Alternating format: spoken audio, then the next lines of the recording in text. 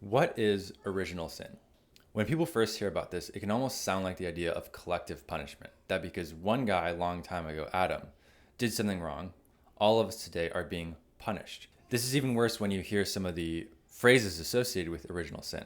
The Western tradition tends to talk of the guilt of original sin. So it sounds like saying that you as an individual are guilty of something that you didn't do, of something that Adam did a long time ago. This is a tricky concept. It can seem very unfair. It can raise questions about collective punishment. Is it appropriate to punish children for the sins of their parents? It sounds like that's what's going on. I want to argue that that's not what's going on. That there's a correct way to understand original sin, that we can incorporate it into our thinking and theology, and that it's very important, and it actually helps us understand the gospel. So I want to talk through how I've wrestled through this topic. So to start off, one of the problematic concepts here is this idea of punishment, that we nowadays are being punished because of the sins of Adam. I think I would move away from the language of punishment. I think that's maybe misleading. We can think of the difference between punishment in the retributive sense and like consequence in the sense of the natural outcome or result of something.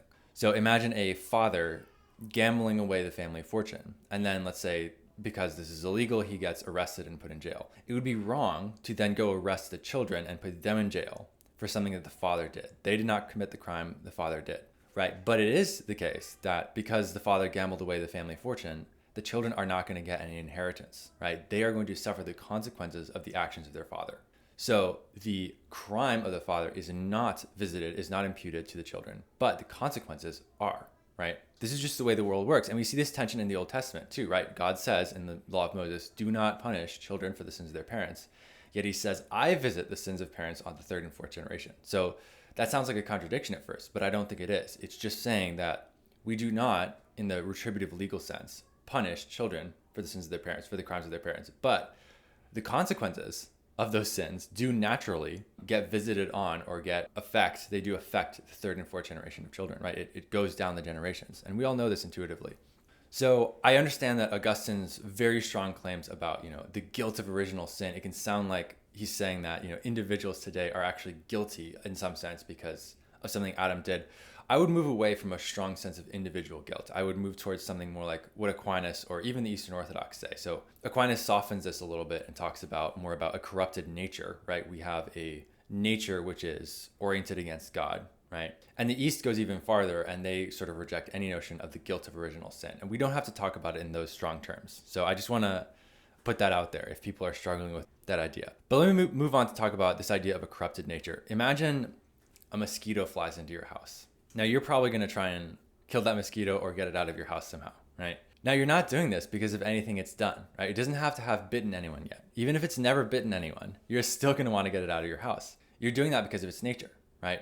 You are getting rid of the mosquito because its nature is contrary to the way you want your house to work. I don't want people being bitten by mosquitoes in my house, right?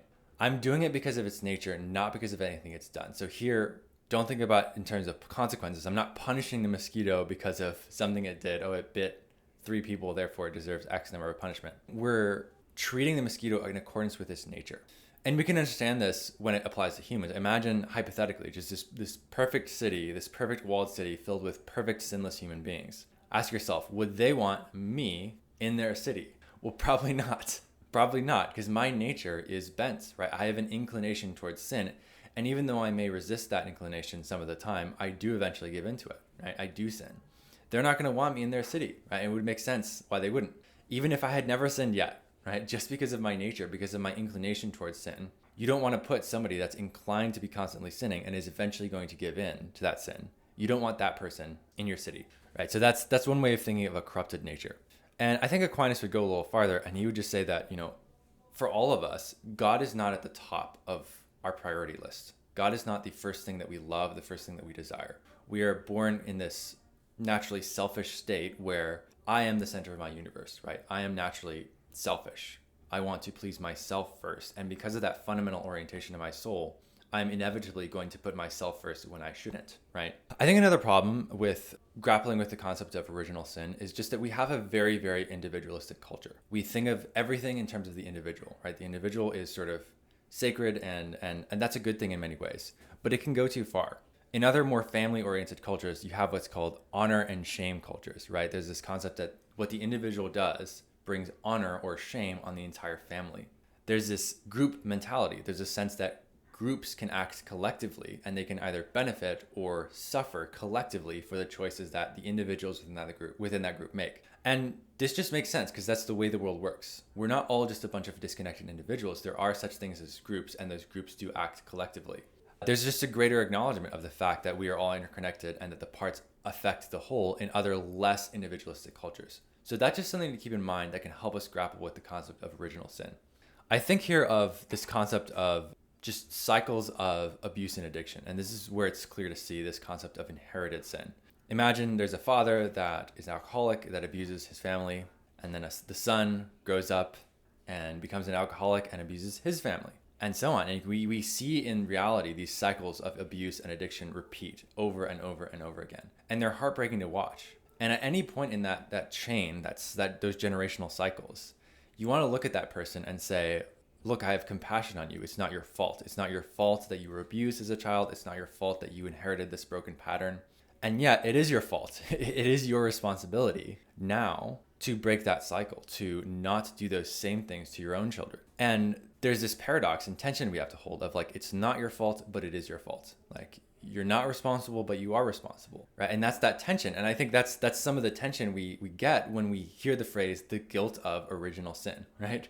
The guilt, it's your fault, it's not your fault, right? It's that paradox that comes into play, right? We are not at fault for the fact that our nature is bent and perverted, right? In one sense, that wasn't our doing, but we are at fault for the things we actually do, right? We are at fault for the sin we actually commit, and we are participating in that broken and fallen nature. Another analogy that's helped me is just this idea that we treat people according to their habits, right? We treat people according to you could say their nature. This is another way of thinking about it, right? Imagine you're a store manager and one of your employees is caught continually trying to steal money from the cash register. Day one, he tries to steal money, he's caught, he puts the money back. Day two, it happens again. Eventually, that manager is probably going to fire that employee and say, you're fired. And even if the employee says, oh, no, I've changed, I promise, I'm different, I'll never do it again, the manager is not going to believe them.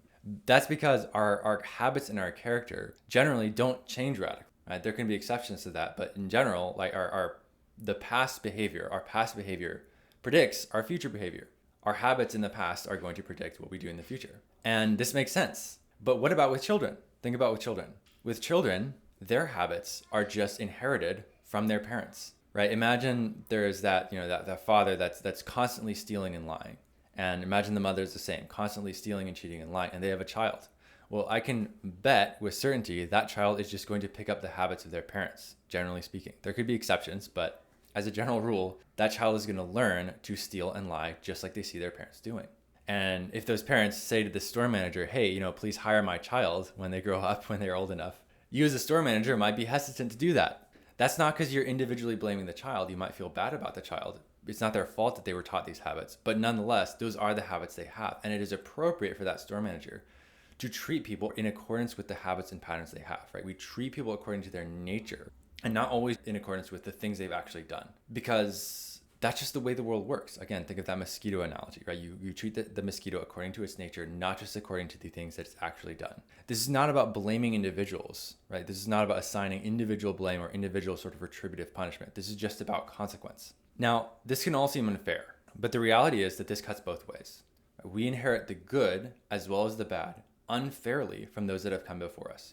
We inherit good habits. We inherit, money inheritance, actual inheritance. We inherit the hard work and effort of the things that people have built before us, right? So if people want to say this is unfair, again, the world is not just a bunch of individuals. We are not islands. It's not the case that I'm my little own island and what I do only affects me for good or for bad, right? What I do affects others, not just in space, but in time, down through the future. That's the reality. That's the way the world works. And we wouldn't want it to work any differently if we were careful when we think about it. I would not want to live thousands of years ago. I would not want to live in some barbaric, headhunting, cannibalistic tribe that's constantly in a state of warfare, that's constantly raping and pillaging, that's filled with disease and child mortality and all kinds of things. I'm glad that I live now. I benefit from the hard work and the choices of those that have come before me. And I wouldn't want it any other way. And if you're honest about that, neither do you, right? There's a good thing that the choices of those in the past affect us now. And although that can be detrimental at times, that's also a good thing. Those who come at an earlier point in time, just by nature, they have the privilege and the responsibility of the fact that their choices are just going to be more impactful than those that come at a later point in time. Just a fact. If you're living at an earlier point in time in human history, your choices are going to affect more generations than if you're born at a later point in time. And if you're born at a later point in time, you are going to be able to benefit more from the choices and the hard work of those that have come before you. That's unfair, but that's reality, right? And we benefit or suffer from those consequences either way. And we have to remember that we're in that same position. Our choices are going to have tremendous impacts on the generations that come after us. We may never see those choices and how they affect others. They may affect people that never know about us, but that is reality. And we have to remember that, right? That is really important. I think of this quote, C.S. Lewis from Paralandra: "All is righteousness, and there is no equality. Not as when stones lie side by side, but as when stones support and are supported in an arch. Such is his order: rule and obedience, begetting and bearing, heat glancing down, life growing up." Too often in our individualistic society, we want everything to be flat. We want everything to be equal. Again, C.S. Lewis's analogy there of just stones lying side by side. That is a small and petty way of seeing the world. God's world is hierarchical. It's like a building. The stones below support the stones above. And some stones are higher and some stones are lower. And the stones that are higher, right, get to benefit in their position from the stones that are below, yet the stones that are below are more foundational and more important in some sense. There's a kind of equality, yet it's an unfair inequality, right? Yeah, it's hard to describe, but it's this paradoxical reality that life isn't fair, and that's a good thing. And you wouldn't want it to be fair. It being fair in the radical egalitarian sense would actually be small and petty and diminishing. Finally, we get to just how this impacts the gospel. An understanding of original sin is actually really important for understanding the gospel. Here I want to point to the topic of representative headship, this concept of representative headship. In almost any institution, we elect a representative head. So for us, it's the president of the United States. He represents the nation of the US. It might be the CEO of a company. That representative head gets to make decisions that affect the whole of that institution or organization, right? The choices that the president makes, if they're good choices, are going to benefit the entire nation, whether or not you agree with those choices. And the bad choices the president makes are going to affect the entire nation, whether or not you agree with those choices. That's just the reality of representative headship. And we can say this is not fair, but the reality is we all want to live in a world that benefits from collective action. Nations as a whole can act collectively. They can go to war, they can make peace. And we all want to benefit from those decisions, right? We all benefit from that collective action, but we also, by the same token, also all suffer when those choices are bad. That's just reality. That's the way the world works. And so when we think of humanity as a whole, Adam is our representative head in Christian theology. Adam is our representative head just because of his place in time. Remember that concept we were talking about of those that come earlier in time, just by the very nature of things, are going to have more impactful choices. Those choices are going to affect everybody that comes downstream of them. And Adam is at the top of that, right? He is the first, right? He is the one that is our representative head, that is making a choice that is going to affect all of us. And that may seem unfair, but that's the way life works. And yes, he made a disastrous choice. He made a terrible choice. And I really believe, I have a strong sense of free will. I think he could have made a different choice and things would have gone differently. A Paralandra in C.S. Lewis's Space Trilogy is actually an exploration of what if Adam had made a different choice. And I think C.S. Lewis is also believing that it could have gone differently and God still would have had a beautiful story to tell through that. But Adam didn't. He sinned. He fell, right? And all of humanity fell with him, right? Because he's our representative head. This is like the president of a nation making a bad decision. When the president of a nation or the leader of a nation, the representative head makes a bad decision, the entire nation suffers the consequences. But the good news is the exact converse, right? Christ is our representative head as Christians. Irenaeus talks about this idea of recapitulation, right? So Adam is like a painter who is painting something and then mars the painting. Well, Christ comes along behind and retraces the painting and remakes it the way it's supposed to be. Christ comes and acts as a representative of humanity. He is a man, right? He is a human man, and he lives out a human life the way it ought to be lived. And he submits to God perfectly. And the good news there is that we can, by faith, take Jesus as our representative head. He becomes, through faith, our representative head instead of Adam. That's the gospel, right?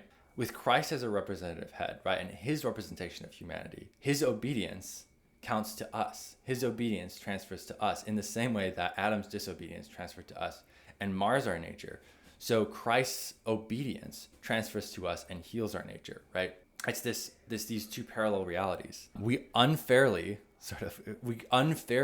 are harmed by Adam's disobedience. But by the same token, we can unfairly benefit from Christ's obedience, even though it wasn't us who actually obeyed, right? There's this vicarious harm and a vicarious benefit. It cuts both ways. That's why we need a robust doctrine of original sin. This is from Romans 5. Consequently, just as one trespass resulted in condemnation for all people, so also one righteous act resulted in justification and life for all people. For just as through the disobedience of the one man, the many were made sinners, so also through the obedience of the one man, the many will be made righteous. Hopefully this helps people grapple with the ideas of original sin. I tend to think in just analogies. I like analogies and stories. These help me understand how we can wrestle with the concept. I know it can be tricky. I don't think we're saying in a strict sense that individuals are individually guilty for something someone else did, right? It's this kind of vicarious idea. And we have the same concept with Christ. That's why it's really important that we hold on to both. We don't throw out the concept of original sin just because it can sound troubling. We're not saying people are individually guilty, but we are saying we have a corrupt nature and we inherit that corrupt nature, and it's appropriate we treat it in accordance with our nature. Yet we can be given a new nature in Christ, right? We are new creations. The old is gone, the new has come. We're given a new heart. Our heart is reoriented towards God, right? And though we still wrestle with the old nature, that's not fundamentally who we are. We identify with Christ. He is our new nature, right? He is our representative head, and we follow him. And in following him, right, we are treated as though we had been the ones who obeyed, just as we suffered the consequences of the one disobedient act. We experience the benefits of that one obedient act of Christ. Hopefully this helps. Hopefully this makes a little bit more sense of that concept. Let me know what you think in the comments, and see you guys next week.